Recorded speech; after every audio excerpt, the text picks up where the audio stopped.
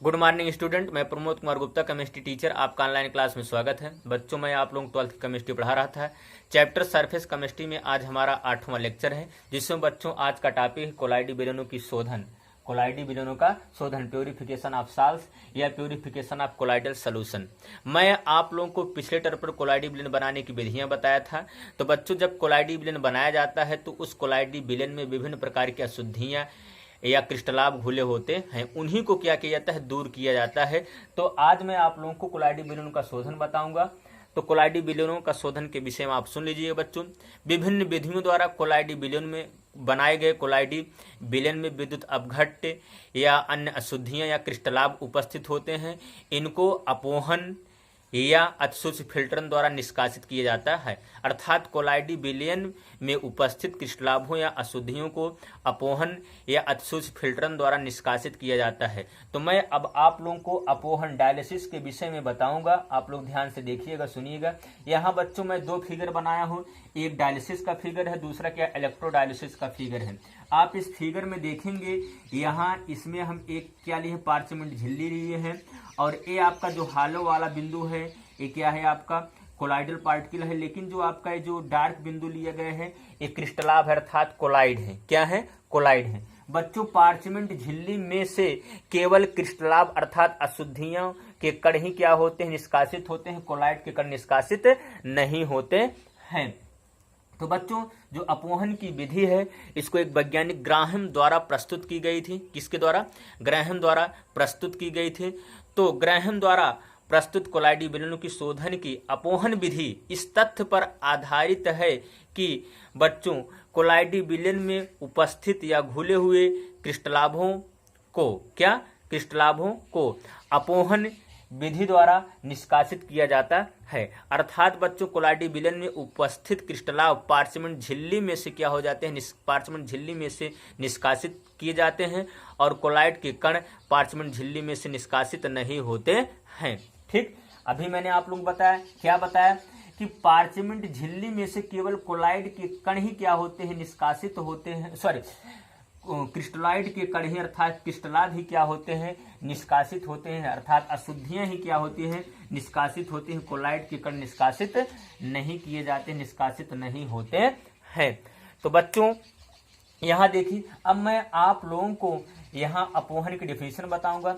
यहाँ आप देख रहे हैं ये फिगर क्या है, ये पार्चमेंट झिल्ली है, और इसमें से हम एक पात्र लिए हैं, वाटर भर दिए हैं। इस पार्चमेंट झिल्ली को बेलनाकार के यंत्र में हम क्या कर दिए हैं, लगा दिए हैं। या ठीक, तो बच्चों, पार्चमेंट झिल्ली द्वारा क्या, पार्चमेंट झिल्ली द्वारा कोलाइडी विलयन में उपस्थित क्रिस्टलाभ या घुले हुए अशुद्धियों को निष्कासित करने की प्रक्रिया को अपोहन कहते हैं। क्या कहते हैं? अपोहन कहते हैं। फिर एक बार सुनिएगा, पार्चमेंट झिल्ली द्वारा कोलाइडी विलयन में उपस्थित घुले हुए क्रिस्टलाभों या अशुद्धियों को निष्कासित करने की प्रक्रिया को अपोहन कहते हैं। आप यहाँ देख रहे हैं, इसमें पार्चमेंट झिल्ली में क्या भरा गया है, ये कोलाइड पार्टिकल भरा गया है। जो कोलाइड पार्टिकल है, डार्क बिंदु है, डार्क बिंदु नोट किएगा। आप देख रहे हैं जो कोलाइड के पार्टिकल है पार्चमेंट झिल्ली में से क्या हो रहे हैं, बाहर निकल जाते हैं। क्या हो, बाहर निकल जाते हैं और निकल रहे हैं। अब आप देखिए, पार्चमेंट झिल्ली के स्थान पर हम बच्चों सेलोफेन झिल्ली, क्या, सेलोफेन और सेलुलोज नाइट्रेट, सेलुलोज एसीटेट को हम अपोहक के रूप में प्रयोग कर सकते हैं। बच्चों, पार्चमेंट झिल्ली से बनी एक नली को एक बेलनाकार पात्र में हम क्या देते हैं, लगा देते हैं, और पार्चमेंट झिल्ली में हम क्या भर देते हैं, कोलाइडल सॉल्यूशन भर देते हैं। इस कोलाइडल सॉल्यूशन को अर्थात पूरे उपकरण को हम एक जल से भरे पात्र में क्या करते हैं, हम डिबो देते हैं, और जिसमें हम क्या करते हैं, जल निलंबित करते हैं। पुनः क्या करते हैं, जल निलंबित करते हैं।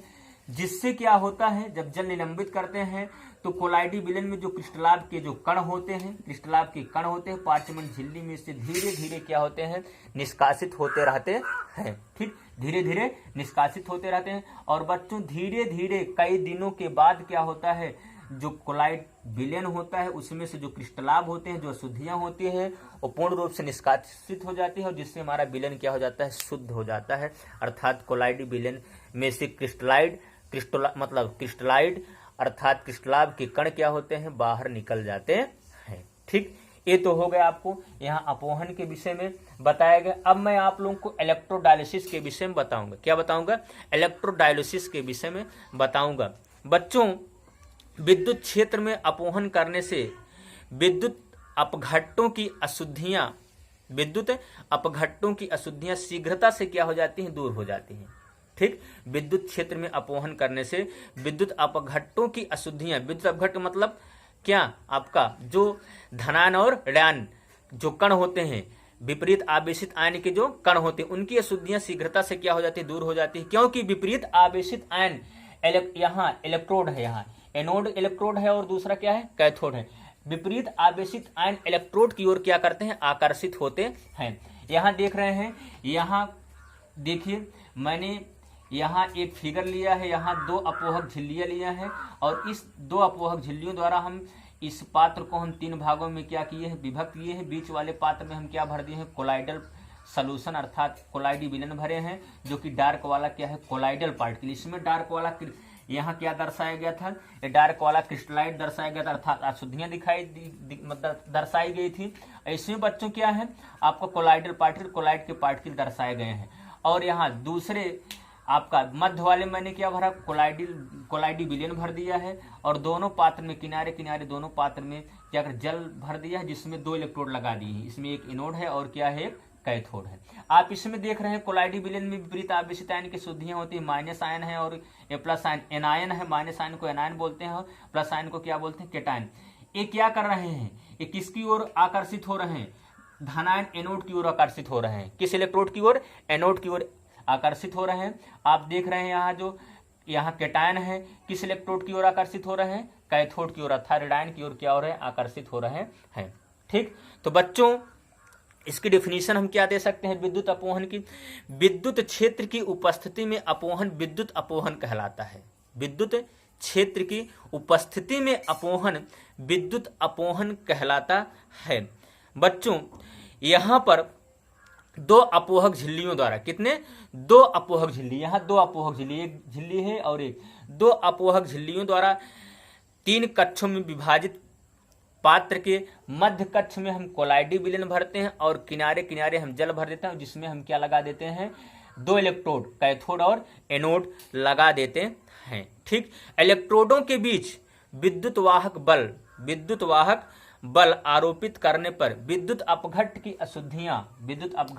अशुद्धियां विपरीत आवेशित आयन की ओर आकर्षित होती हैं, अर्थात एनायन एनोड की ओर और केटायन कैथोड की ओर क्या होता है, आकर्षित होता है, जिससे विद्युत अपघट्ट की अशुद्धियां कोलाइडी विलयन में से डायलाइजिंग मेम्ब्रेन के थ्रू अर्थात पार्चमेंट झिल्ली में से क्या हो जाती है, झिल्ली में से होकर निकल जाती है और हमारा कोलाइडी विलयन शुद्ध हो जाता है, अर्थात उसमें अशुद्धियां निकल जाती है।